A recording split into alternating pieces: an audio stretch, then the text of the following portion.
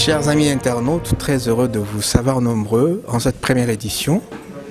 Comme je vous l'avais annoncé l'autre fois, une émission qu'on va démarrer et que vous aurez désormais avoir l'habitude de nous suivre régulièrement sur vos petits écrans et vos ordinateurs. Donc soyez tous branchés.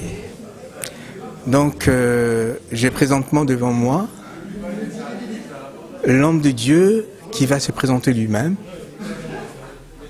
Moi je suis le pasteur Jacques Elbaz et je suis le pasteur de la congrégation Britolam, une congrégation internationale avec des juifs, des frères et sœurs de l'Afrique, de tous les pays africains, un contingent d'étudiants qui étudient chez nous dans les locaux de la faculté de l'Institut de théologie à Jérusalem. Donc ici sur Tel Aviv nous avons notre centre communautaire où tous les samedis matins, nous avons nos cultes avec bien sûr des chants en hébreu, des chants en français, des chants en dialecte. Alors je suis franco-ivoiro-israélien, je suis africain aussi. Peut-être que ça ne se voit pas à l'écran, mais je suis profondément africain. J'ai un passeport ivoirien, j'ai la nationalité ivoirienne, mon épouse, ainsi que mes 4 fils. On est fiers d'être citoyens de la Côte d'Ivoire et d'avoir le privilège de visiter de nombreux pays africains que nous aimons, que nous chérissons. Nous aimons ce continent et nous prions depuis 20 ans pour le continent africain. Si je comprends bien, je vois que vous êtes juif et français en même temps. J'ai l'impression que vous avez quitté ta zone de confort qui était la France. Et ça fait combien de temps que vous êtes ici en Israël ? Alors, ça fait plus de 20 ans, cette année, que j'ai quitté la France, où j'étais pasteur d'une grande congrégation, collaboration avec un frère, sur la Côte d'Azur, French Riviera, Antibes-Juan-les-Pins. J'étais dans une communauté dynamique. Et un jour, Dieu m'a appelé par une parole prophétique, un don spirituel. Il fallait que je quitte tout, la zone de confort, comme vous l'avez appelé, cette zone de confort d'une grande église avec de grands moyens, pour arriver ici en Israël avec 8 brebis d'origine africaine, majoritairement des Camerounais, qui était une église réformée, avec un culte réformé. Et en quelques semaines, ont afflué de nombreux francophones. On a expérimenté un vendredi soir plus de 43 baptêmes du Saint-Esprit. L'église est devenue pentecôtisante, charismatique, pentecôtisante. Et on se fait une joie d'avoir des hommes et des femmes de tous les horizons. C'est une grâce extraordinaire. Donc moi j'ai quitté la France il y a plus de 20 ans. J'ai immigré avec ma femme et mes 3 fils, le 4e étant né ici. Donc j'ai grandi dans le judaïsme, j'ai grandi dans la cour de la synagogue. Mon grand-père était ministre officiant. Son père était un grand rabbin connu au Maroc. Mes oncles, mes cousins sont eux-mêmes rabbins ici, en Israël aussi. Et donc nous avons tout laissé, tout quitté pour arriver ici en terre d'Israël. On a immigré, on est devenu citoyen de l'État hébreu à notre sortie de l'aéroport. Je vois là que vous êtes un juif messianique. Vous avez quitté la France. On sait que qu'Israël c'est un terrain difficile. Comment tu as eu ce courage de se dire, moi je veux désormais m'installer en Israël et puis installer aussi une église. Quel est le fardeau qui t'a poussé à faire ça? Alors moi j'ai grandi dans le judaïsme, donc quand j'ai rencontré Jésus, ça a été une révélation pour moi, donc j'ai pas eu de problème d'identité. Pour moi, mon identité en Yeshua, en Jésus, je suis un juif accompli, un juif qui n'a pas rencontré Jésus. Et finalement, il lui manque une partie de la parole révélatrice. Moi, en ayant rencontré Jésus, pour moi, c'est tout à fait normal. Hein, ça s'est embriqué. Mais après, j'étais loin de m'imaginer que j'allais immigrer en Israël. Alors, quand j'étais appelé ici par un don spirituel, j'ai obéi à Dieu plutôt qu'aux hommes.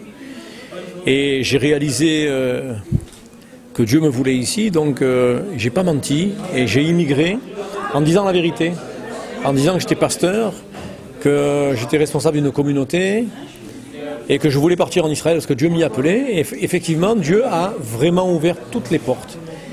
Et ici, j'ai rencontré énormément de difficultés, des combats. J'ai eu de nombreuses persécutions avec des petits employés de la municipalité. On s'est pris un redressement fiscal de 120 000 € pour le bâtiment ici dans lequel nous prions et nous louons le Seigneur. Et malgré toutes ces persécutions, Dieu nous a fait traverser et nous a donné la victoire. Et aujourd'hui, je ne peux pas me plaindre parce que la Bible dit que tous ceux qui voudront vivre pieusement en Jésus-Christ seront persécutés. Et si Jésus lui-même, Yeshua, a été persécuté, comment moi, son disciple, je n'en ai pas l'être. Donc je l'accepte. Mais Dieu nous a fait sortir aussi de ces moments terribles. Et aujourd'hui, on peut dire, comme le dit l'Écriture, on a semé dans les larmes, mais on moissonne avec des chants d'allégresse. Aujourd'hui, l'école biblique est comble. Le culte, chaque samedi, on est obligé d'ajouter des chaises. On est visité aussi de partout par le monde, par même des non-francophones qui viennent nous visiter. Et on a une petite communauté de gens sans histoire, avec l'amour qui règne.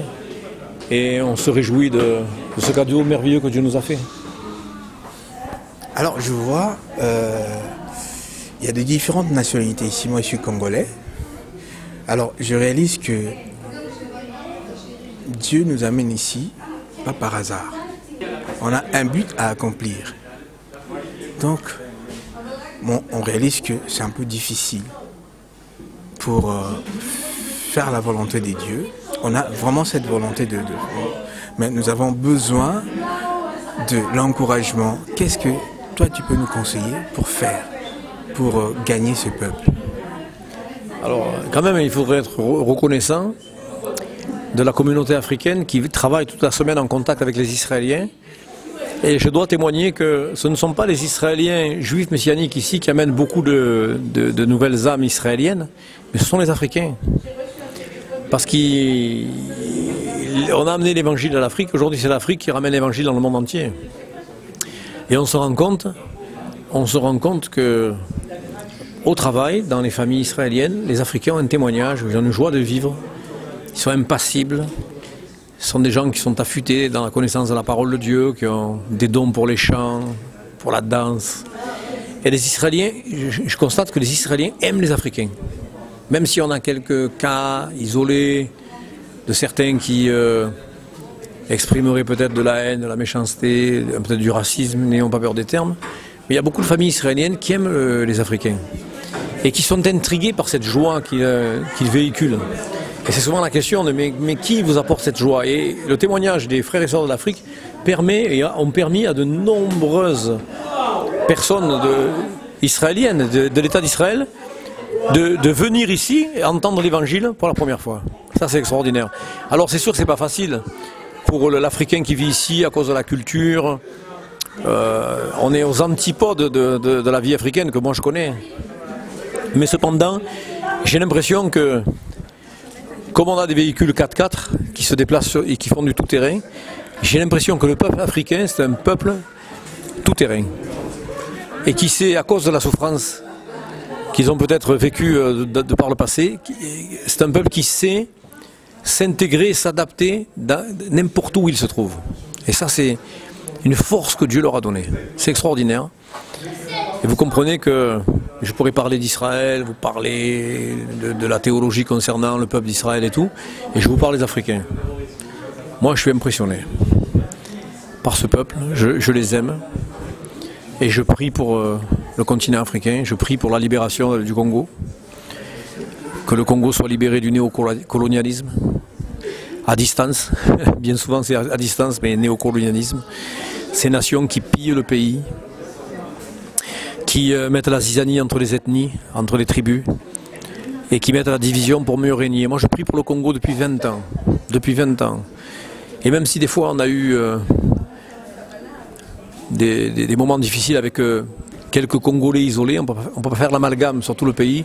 Moi j'ai visité le Congo, j'étais à Kinshasa, j'étais à Lubumbashi, j'ai traversé le pays et je vois des hommes et des femmes qui lisent la Bible avec un cœur sincère comme des enfants et qui aiment naturellement Israël.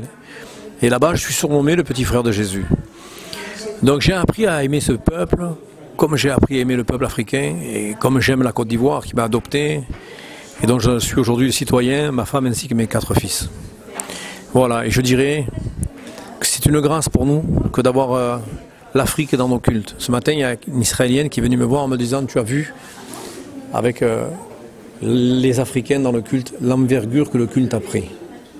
La liberté dans la louange, la spontanéité dans les chants, la spontanéité devant Dieu, la spontanéité à l'écoute de la parole de Dieu, c'est extraordinaire.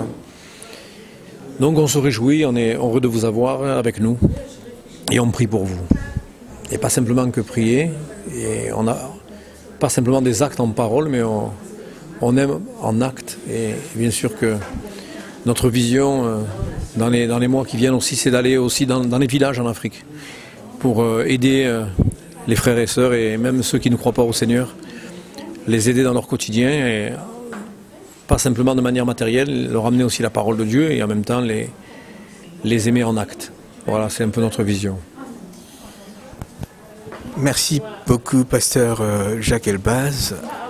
Vraiment, ça nous a encouragés parce que les nations, présentement en Israël, que vous appelez les Goïm, autres nations que Israël, et nous sommes vraiment encouragés par vos propos. Que Dieu vous bénisse. Amen. En se rappelant qu'il n'y a plus ni juif ni grec, hein, mais qu'on est tous pareils dans le royaume de Dieu. Et pour moi, il n'y a pas de soug Aleph et soug Bet. Vous savez, catégorie A et catégorie B. Il n'y a pas la catégorie, dans la communauté, il n'y a pas la catégorie A avec les juifs croyant en Jésus et la catégorie B avec mes frères africains. Alors, on est tous un ensemble dans le royaume de Dieu. On est tous catégorie A des fils de rois et des filles de rois. Africains comme juifs, il n'y a plus ni juifs ni grecs. Même si Israël reste le frère aîné, on a du respect. Que l'Église n'a pas remplacé Israël, parce qu'on ne croit pas à la théologie de remplacement.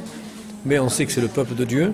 Mais cependant, le peuple de Dieu régénéré, qu'il soit nation, goïm, en fait, ethné en grec, ethnie, faisant partie des ethnies, ou faisant partie du peuple d'Israël, pour moi ça ne fait plus aucune différence. On est devant le même Seigneur, devant le même Sauveur. Donc on n'est pas israélomane ici, on est israélophile. Amen. C'en est fini pour ces petits entretiens. Nous vous remercions énormément d'avoir donné votre temps. Que Dieu vous bénisse. On espère encore vous revoir prochainement. Ça dépendra du thème qu'on aura à traiter avec vous. On se fait une joie de partager avec les internautes de ce que Dieu fait ici aussi en Israël. En vous rappelant aussi que sur Hotbird, vous pouvez vous connecter sur la télévision de la Bonne Nouvelle, TBN, pour les francophones, dont je suis le président et dont nous avons les studios à Jérusalem. Voilà, en tout cas, vous pouvez aussi nous retrouver sur la chaîne TBN francophone. On se fait une joie d'être ensemble, que Dieu vous bénisse, et surtout, actuellement, que Dieu bénisse la République démocratique du Congo. Voilà, c'est vraiment avec le Cameroun, les deux pays sous tension. Et nous voulons prier pour ces deux pays, en tout cas. Mettre le focus, particulièrement en cette période, sur le Congo et le Cameroun. Que Dieu vous bénisse. Alors, nous vous rappelons que le pasteur Jacques, il est le recteur, le responsable de la faculté théologique de Jérusalem, francophone. Donc, c'est par là qu'il est présentement. Nous vous remercions de nous avoir suivis. Et nous bénissons les Seigneurs et nous allons nous retrouver prochainement. Que le Seigneur vous bénisse. Amen. Amen. Amen.